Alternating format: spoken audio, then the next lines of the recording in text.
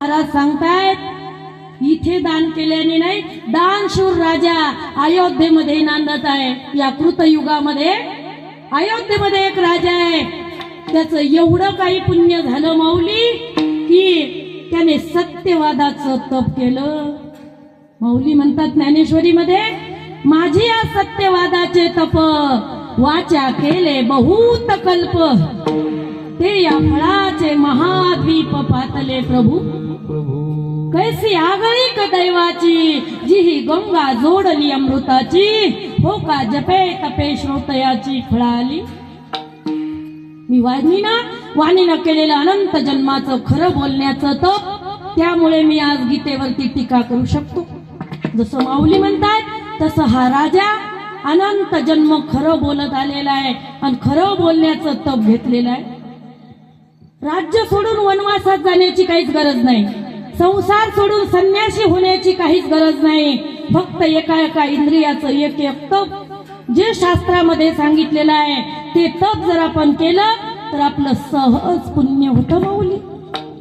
जसं गंगा चालत असताना सहज चालते आणि चालत असताना झाडाच्या मुळाला पाणी घालत चालते. मग माऊली ज्ञानेश्वरीमध्ये सांगतात, फेडीत पापताप पोषित तिरीचे पादप, समुद्रा जाय आप. गंगेचे जैसे तसं समुद्राला जाणारं गंगेचं पाणी जसं जगाला सुख देत चालतं, वाघालाही ते काही म्हणत नाही आणि गाईलाही काही म्हणत नाही. वाघाची तृषा हरू का गायीची तृषा हरू का वाघरा विष देऊनी मारू, हे नेनेची पै कृपाळू तोय जैसे. गंगेचं पाणी हे कृपा करत असतं, तसे हे संत आहेत.